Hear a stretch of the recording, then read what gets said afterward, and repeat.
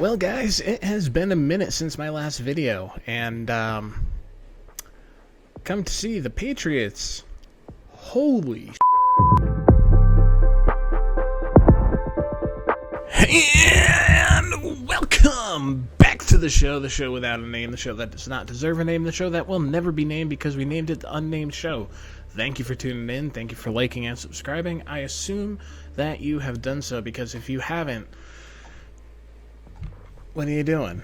And how did you get here? You might be lost. Click the subscribe button. You'll find your way home back again. But, like I said, when we last left the Patriots, we were sitting at, I believe, 2-2. We may have been 3-2 at that point. We have gone on a 5-game winning streak. And just in time for Halloween, the Patriots have gone from pathetic to potentially dangerous in the same amount of time that every cast of a horror movie decides it's a good idea to split up. We are now that level of lethal thanks to Drake Maye. I have decided to invest a lot in the bleeps because I will not refer to this man as anything other than Drake Maye or MVP. It is unreal. He is throwing at a rate that you would think he's dinking and dunking his way down the field. I believe it was an 80% completion percentage. Nope. He is launching bombs like his name is Dan Marino. It is unreal. And our defense is playing out of their mind too. All of these contracts that I was so pessimistic about, all of them are paying off. Milton Williams finishing games for us. Harold Landry becoming alive again. Mike Vrabel is taking this team and pulling a Ted Lasso with it.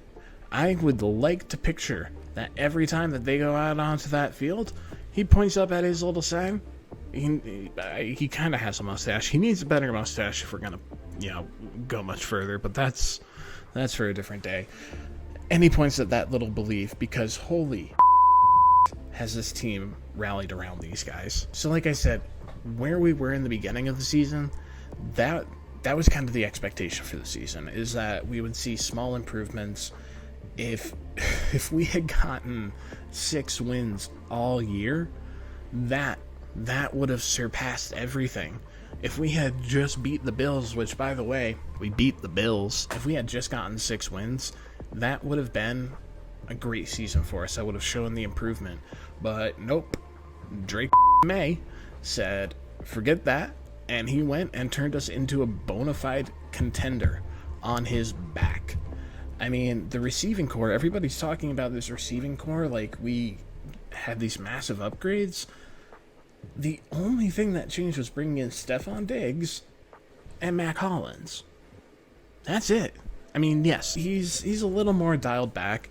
I mean, when we play the Bills, he plays out of his mind, apparently. I really hope that that's how it goes in the second game, because he went off for $150 in the first one.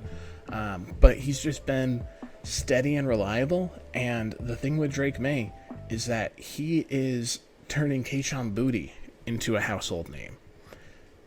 Everybody is talking about Boutte thanks to Drake Maye. But honestly, it's one of the more surprising elite performances. You look around the league, and guys like Baker Mayfield, Sam Darnold, Daniel Jones are at the top of it, and it almost makes me mad that Daniel Jones resurrected his career and is leading the #1 team that is just, that slight edge on us the year that Drake Maye broke out, because it's taken away some of the glory. So I'd like you to maybe back off, Danny Dimes. Just back off a little tiny bit. Stop being the next Peyton Manning, because we found the first Drake Maye, and I'd like that to take precedence. But this is such a season that nobody could have expected. The teams at the top being guys like the Colts and the Pats, and then over on the NFC side, the Sam Darnold-led Seahawks, the Baker Mayfield-led Bucks. I mean, it's a season that nobody saw coming. It's almost like when Stephon Diggs left Buffalo, he kind of took the magic that Josh Allen had, and now it just traveled with him. And the same thing with Houston. Even though he was hurt last year, when he was there early, CJ Stroud was playing out of his mind. So maybe Stephon Diggs is just doing something with these quarterbacks that we're not aware of, but I will take it.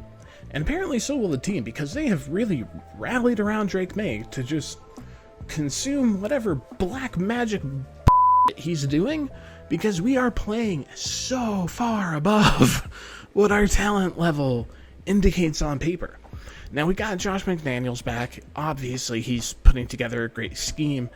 One thing I love about the guy, I mean, obviously, yes, he worked with Brady for years and years and years, but you got a cheat code. You got Tom Brady. He made Mac Jones a Pro Bowler, but it's not with that same West Coast short pass, hope it turns into a big breakaway play kind of strategy. He is taking calculated risk, and he is taking shots down the field, and our defense is playing a smothering style of defense. It is both a revival and finding a new identity. This is a very different team than the Bill Belichick Patriots. This is fun. This is a very different vibe than we had with Bill Belichick, and I would like to sincerely thank everybody involved in the Tennessee Titans' decision to release Mike Vrabel. At the time, I remember thinking, oh my god, what a bunch of idiots, but I'd like to really personally thank that bunch of idiots, because we have a football team again, thanks to you guys, and you're going to be losing for a long time, thanks to that decision. So, now we move on to the second half of the season. Football is halfway over, which is the most exciting time, but it's also kind of a bummer because you realize it's halfway over. I did not think that the things that we would be talking about at this point in the season would be Drake Maye in relation to his MVP race. I mean, holy shit. We've got Drake Maye and Baker Mayfield as the top two quarterbacks really in the running for the MVP. Patrick Mahomes, as the season goes and he, does his Patrick Mahomes will somehow enter the conversation, and every year people are like, well, you got to consider that one running back who's having a great year. Last year it was Saquon. I remember Brady's last year that he won the MVP. It was Todd Gurley. There's always a great running back who is probably putting the team on their back more than any quarterback, and that would be Jonathan Taylor this year. But it's become a quarterback's award, no matter how good the running back is. They can hit over 2,000 yards. They can be Saquon Barkley and rush for more yards than anyone has ever rushed for, and it will still go to someone like Josh Allen, which we apparently have. We got one of those. I really wanted one of those. He really wanted one of those, and now we have one of those. We have a Drake Maye, and it's not a comparison of, oh, he's the next Brady. No, he is the first Drake Maye, and I'm excited to see where the season goes. So anyway, guys, this was just a quick check-in. I'm back. I'm making videos. I got a new mic. We kept the same dog. We got a new team. And the Patriots have turned this thing around so god fast. It is unreal. We are the most spoiled fan base on the planet, and I will take it. So thank you for tuning in. I appreciate everybody coming back when I'm gone. I assume that you came back. I haven't posted this yet. Maybe nobody shows up, but I really, really hope you do. And if you do, please hit that like, please hit that subscribe. And I will see you next week, because I am coming back to the weekly video format instead of the maybe upload once every 2 weeks format. I like the other one more. So we're going to come back and do quarterback rankings now that I'm going to put my quarterback at the top. So we'll do quarterbacks who aren't named Drake Maye rankings, and that'll be next week. It'll be a good time, and we can dive into stats a little bit more then. Anyway, guys, this is just kind of the State of the Union halfway through the season.